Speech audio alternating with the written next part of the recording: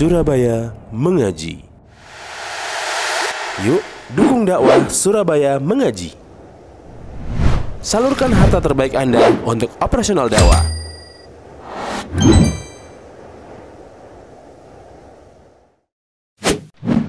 SM Store, amanah dalam muamalah.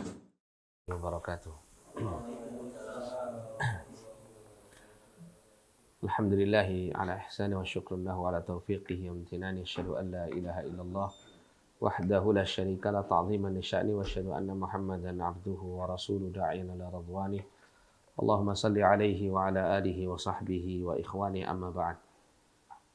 Ikhwani fillah rahimani wa rahimakumullah. Alhamdulillah, kita kembali dipertemukan oleh Allah untuk melanjutkan pembacaan kitab At-Tauhid Al-Muyassar.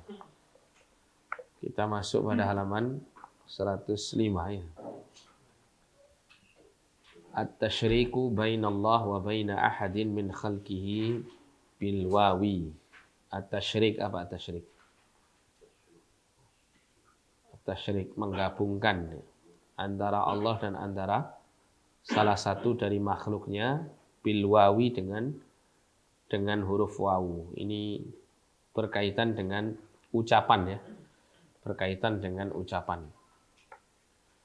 Al-maqsudu bihi, yang dimaksud dengannya adalah al-'atfu bil wawi bainallahi wa baina ahadin min khalqihi. Al-'atfu bil wawi, menggabungkan atau menggandengkan dengan wawu antara Allah dan salah satu dari makhluknya. Fi ayyi amrin yakunu lil makhluqi fihi dakhala fi wuqu'ihi. Di dalam ya satu perkara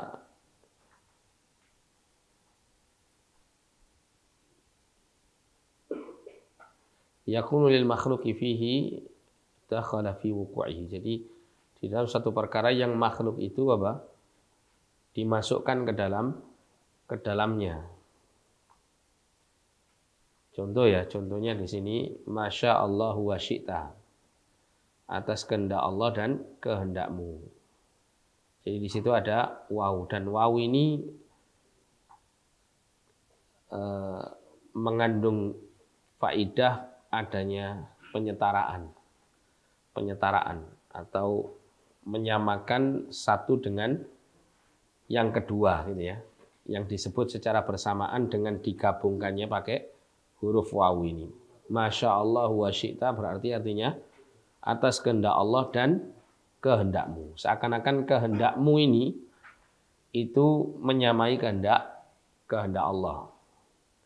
Jadi di dalam kita berbicara itu kita wajib menjaga apa yang kita ucapkan ya. Jangan sampai kemudian kita mengucapkan suatu kalimat yang kemudian mengandung perkara yang tidak selayaknya untuk diucapkan. Dan di antara bentuk ucapan yang tidak selayaknya diucapkan adalah menyetarakan Allah dengan yang lain. Menyetarakan Allah dengan yang lain. Ini termasuk adab kita kepada siapa? Adab kita kepada siapa? Kepada Allah Subhanahu wa taala di dalam berbicara atau di dalam berucap.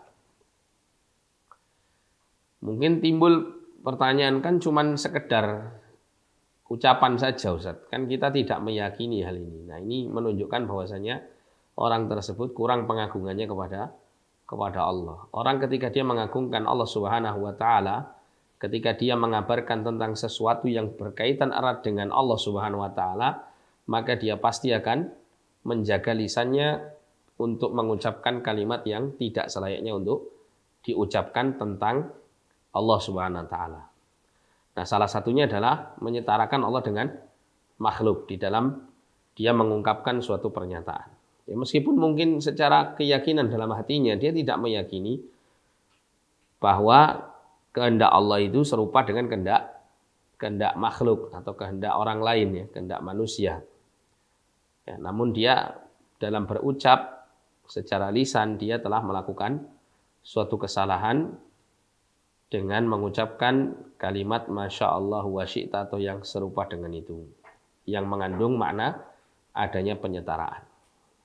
Seseorang saja ketika dia misalnya mengagungkan atau memuliakan orang lain, dia pasti akan berusaha untuk menjaga lisannya untuk tidak mengucapkan kata-kata yang menyinggung orang yang dimuliakan tersebut. Kan begitu ya?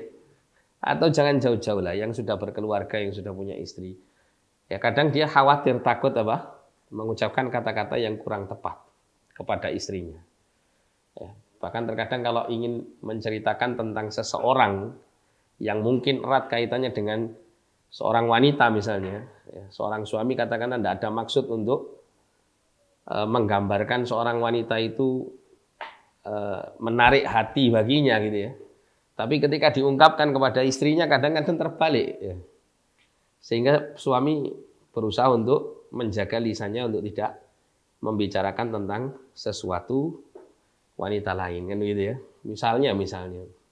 Misalnya dia menceritakan, mengkabarkan ada keadaan ya di luar bahwa ada seorang wanita ya dia mengenakan pakaian yang menutup auratnya dengan baik sempurna di tengah-tengah para wanita yang banyak yang tidak mengenakan pakaian menutupi aurat dengan sempurna. Nah, dia misalnya menyatakan, alhamdulillah ternyata di kampung kita ini masih ada orang yang menjaga auratnya dengan baik. Kalau antum bicara gitu ke istri kira-kira bagaimana? Ya sebagian istri mungkin ya paham maksud suami, tapi kadang-kadang istri ini curiga, jangan-jangan sampai tertarik mas sama dia. Ya sama fulana ini. Karena kecemburuannya. Akhirnya apa? Si suami berusaha untuk menjaga ucapannya sampai nyeritani istri dengan hal-hal yang seperti ini kan begitu. Nah ini sesama antar kita dengan istri kita. Kita berusaha untuk menjaga lisan kita untuk tidak salah dalam berucap. Nah, apalagi kepada siapa? Kepada Allah Subhanahu Wa Taala. Ya. Maka selayaknya bagi kita untuk menjaga ucapan kita, meskipun mungkin tidak didasari oleh keyakinan, namun ya, dalam berucap pun kita wajib menjaga adab kita kepada Allah Subhanahu wa taala. Kemudian yang kedua, arjullah wa arju. Aku berharap kepada Allah dan berharap kepadamu. Di sini juga menyetarakan apa? Allah dengan makhluk. Kemudian ista'antu billahi wa bika. Aku minta pertolongan kepada Allah dan kepadamu. Ini juga ada penyetaraan kepada makhluk. Ya, mali illallah wa anta. Saya tidak memiliki apapun kecuali Allah dan kamu. Nah, ini juga apa? Ada penyetaraan. Laulallah wa fulan la halaktu. Kalau bukan karena Allah dan fulan, niscaya aku akan benar-benar binasa.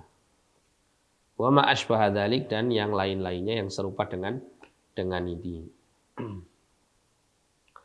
Jadi penggunaan huruf waw ini kalau berbicara ya tentang Allah dan tentang selain Allah, maka selayaknya untuk dijauhi. Kecuali dalam beberapa perkara boleh kita mengatakan atau menyetarakan antara Allah dengan makhluk yang lain. Berkenaan dengan apa? Berkenaan dengan hukum. Misalnya kita mengatakan kita wajib berpegang teguh dengan hukum Allah dan hukum Rasulnya. Nah, gitu. Kenapa? Karena Allah sendiri yang mengatakan kita diperintahkan untuk taat kepada Allah dan taat kepada Rasul. Kenapa di situ ada penyetaraan? Bukan menyetarakan Rasul dengan Allah, bukan. Tapi di sini apa saja yang menjadi perintah Rasul itu adalah perintah dari Allah. Sehingga ketika disetarakan bukan penyetaraan secara zat makhluk dan zat Tuhan, bukan. Tapi dari sisi apa? Wahyu. Dari sisi wahyu. Ya. Yang sering kita dapati itu kan jika wahyu itu datang dari Allah, berarti lebih dikhususkan dengan penyebutan Al-Quran kan gitu ya. Kalau wahyu yang disampaikan itu adalah datang dari Rasulullah, berarti itu adalah hadis Nabi SAW. Nah, disebutkannya secara bersamaan dengan penyetaraan di sini adalah penyetaraan yang berkaitan dengan syariatnya, dengan Quran dan sunnahnya, bukan dengan zatnya gitu ya. Oleh karena itu di dalam Al-Quran Allah perintahkan kita untuk taat kepada Rasul sebagaimana taat kepada Allah Subhanahu wa taala. Ya ayyuhalladzina amanu atiiullaha wa atiiur rasul. Ya, di situ pakai waw. Atiiullaha wa atiiur rasul. Kenapa? Wa may yuti'illaha faqad wa may yuti'ir rasula faqad ata Allah. Karena siapa saja yang taat kepada Rasul, pada hakikatnya dia telah taat kepada Allah Subhanahu wa taala. Karena Allah perintahkan di dalam ketaatan ini. Ya, tapi bukan dari sisi apa? Penyetaraan secara zatnya. Oleh karena itu Nabi SAW di suatu keadaan pun juga begitu ya. Pernah ada seorang sahabat yang mengucapkan Masya Allah wa syi'ta kan gitu ya. Ke atas kehendak Allah dan atas kehendakmu. Kata Nabi SAW, Kul Masya Allahu wahda. Katakan ya, olehmu Masya Allah ya, apa yang menjadi kehendak Allah semata. Tidak ditambahkan dan atas kehendakmu.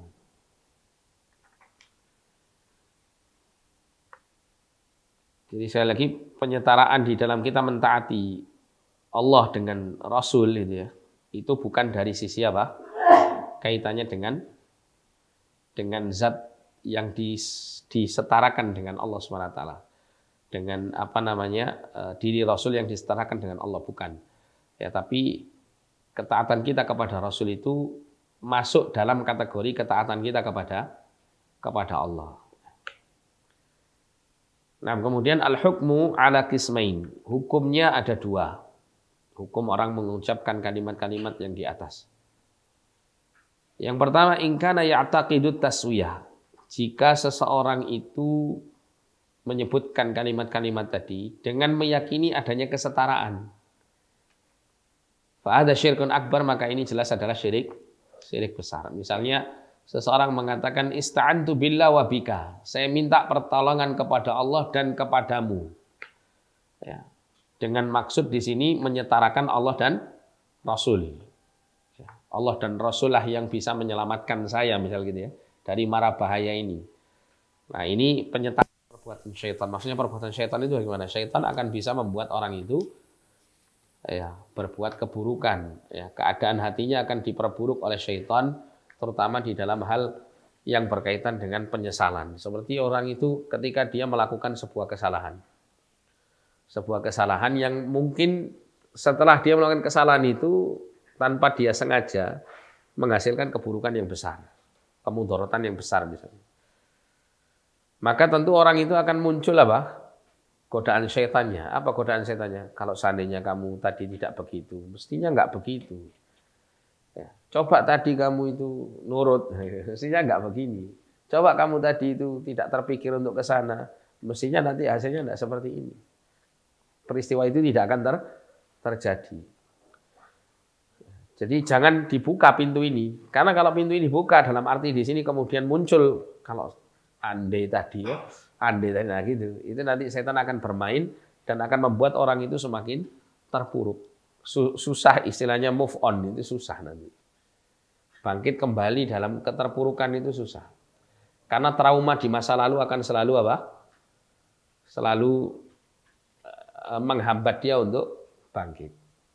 Saya dulu punya kawan ya, di Ma'had dulu saya punya kawan. Dia sebelumnya kuliah di kedokteran di salah satu universitas terkemuka di Indonesia. Dia pernah tinggal bersama kawannya, bersama kawan karibnya, dia tinggal di sebuah rumah kontrakan kalau tidak salah waktu itu. Karena kendaraan waktu itu cuma satu, motornya cuma satu, dipakai bergantian. Nah, suatu ketika kawan saya ini sangat membutuhkan motor itu untuk berangkat kuliah. Sedangkan kawannya ini karena ada sesuatu hal, motor itu dibawa sama kawannya.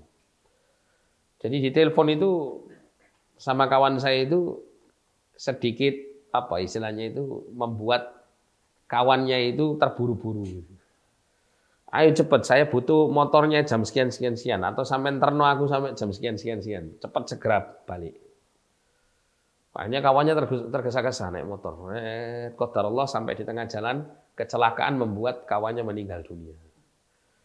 Jadi akhirnya kawan saya ini kemudian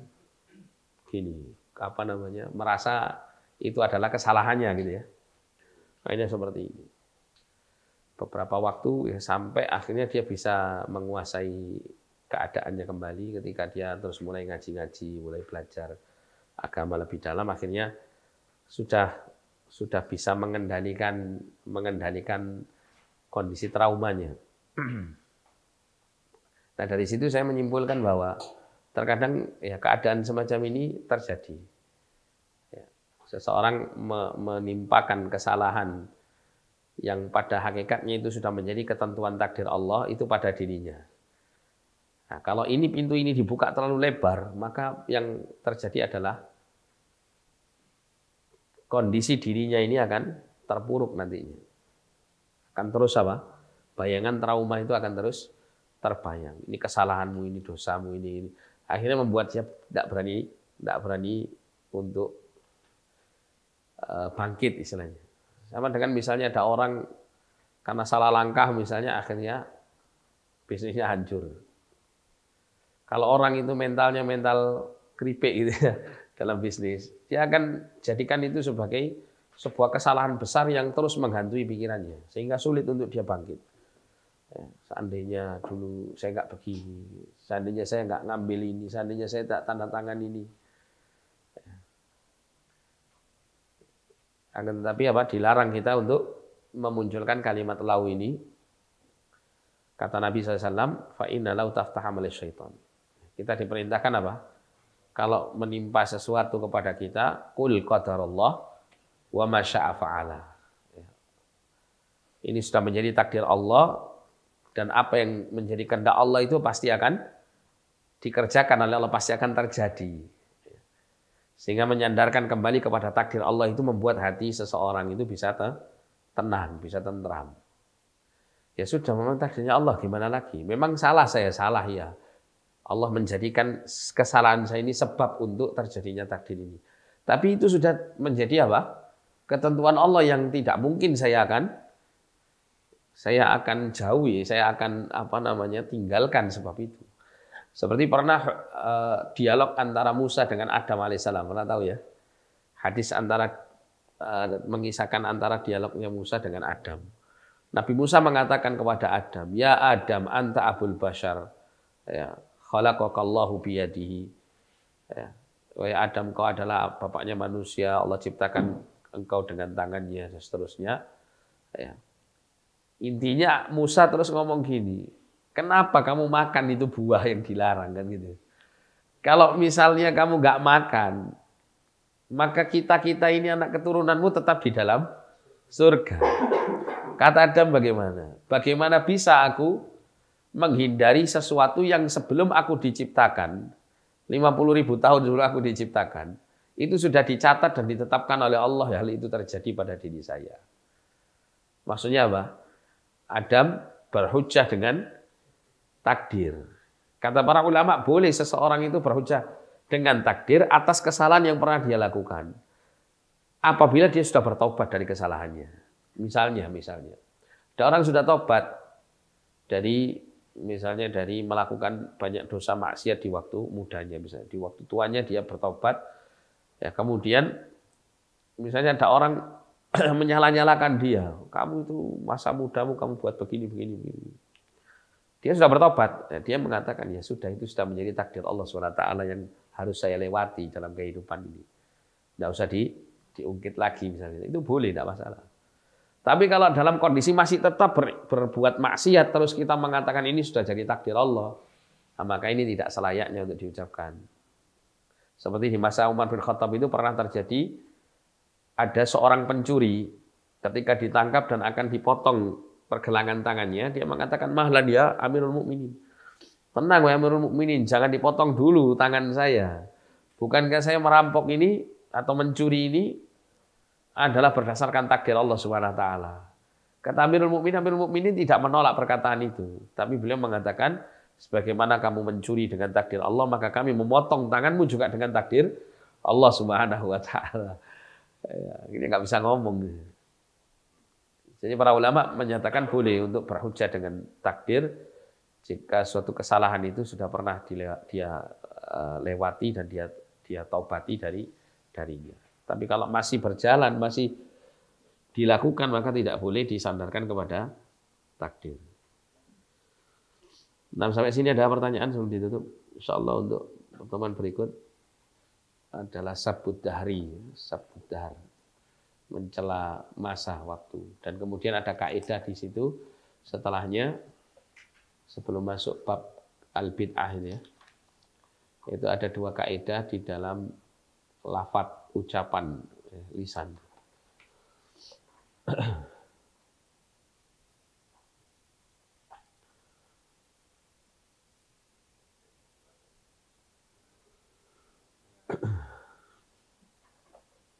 Gimana pertanyaan? Hah? Iya.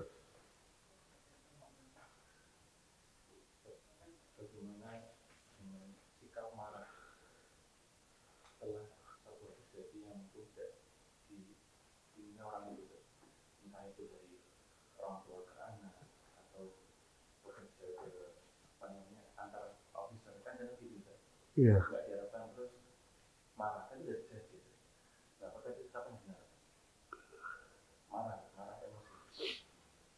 Iya, ya sebetulnya pada hakikatnya marah itu, kalau marah yang sifatnya muncul dalam jiwa kita, rasa marah, itu tidak bisa kita hindari. Tapi kalau kita kemudian melampiaskan kemarahan itu dengan ucapan atau perbuatan, maka inilah yang dilarang oleh Nabi. La taghdab walakal jannah, kata Nabi. Jangan kamu marah, maksudnya jangan kamu ungkapkan kemarahanmu dengan lisan atau perbuatan, niscaya kamu akan masuk surga. Nabi juga pernah mengatakan, man kadzaba ghaidhan wa huwa yastati'u an yunkidahu da'ahu Allah yaumil qiyamati 'ala ruhusil khalaiqi hatta yukhayyirahu min huril 'aini ma syaa. Atau kama qala sallallahu. Nabi pernah mengatakan, siapa yang bisa menahan kemarahannya dan dia mampu untuk melampiaskan kemarahannya itu kepada orang yang membuat dia marah. Misalnya dia penguasa gitu ya. Ada orang yang di bawah kekuasaannya membuat dia marah dan dia mampu melampiaskan kemarahan itu kepada orang tersebut, tidak ada rasa takut atau rasa segan kepadanya. Maka dia menahan kemarahan itu, kata Nabi SAW, maka nanti pada hari kiamat dia akan dipanggil di atas seluruh makhluknya dan kemudian dia pada hari kiamat itu diperintahkan untuk memilih bidadari surga mana saja yang dia sukai. Ya. Mau pilih warna yang mana itu tinggal pilih. Lek seneng kabeh piye? Pilih kabeh.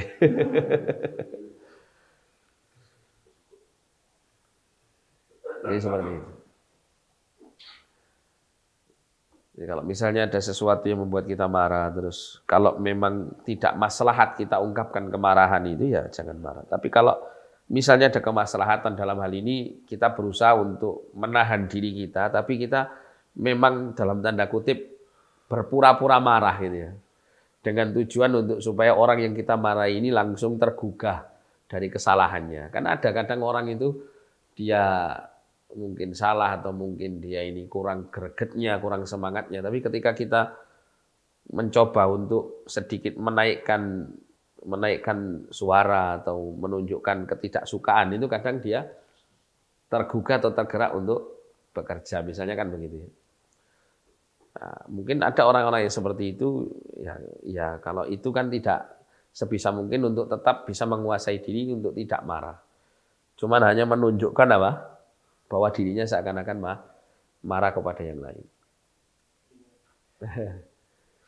Sebenarnya nggak kedinginan, cuman karena flu ini enggak.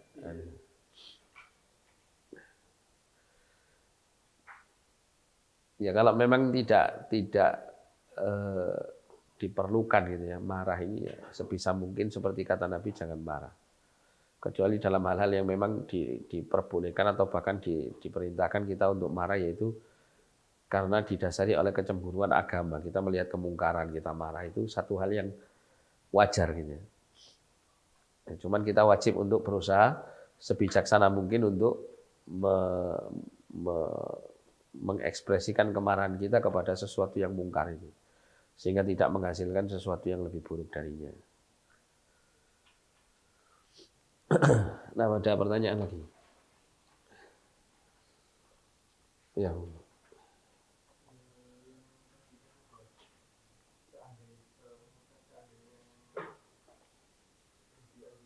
Iya. Iya.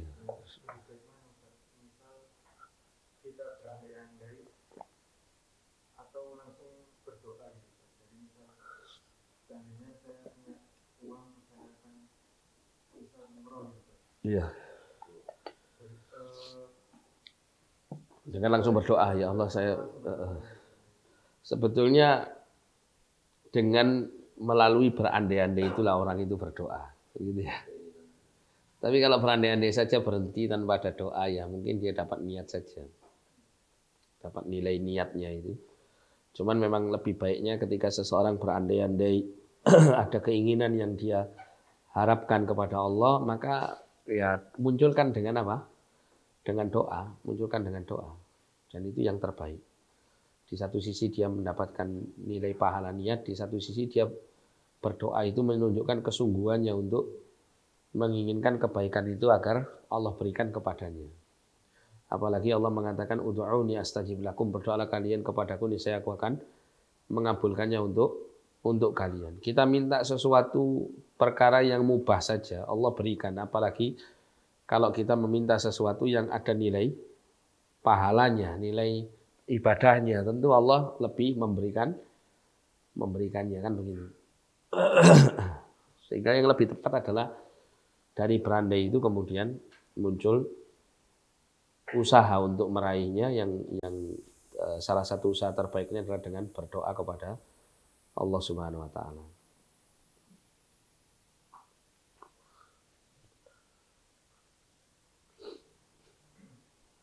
Atau kita tutup dulu aja ya. Kita tutup dulu. Subhanakallahumma bihamdika asyhadu an la ilaha illa anta astaghfiruka wa atubu ilaik. Wa sallallahu ala nabiyyina Muhammadin wa ala alihi wa sahbihi wasallam. Alhamdulillahirabbil alamin. Wa lakum minkum assalamu alaikum warahmatullahi wabarakatuh.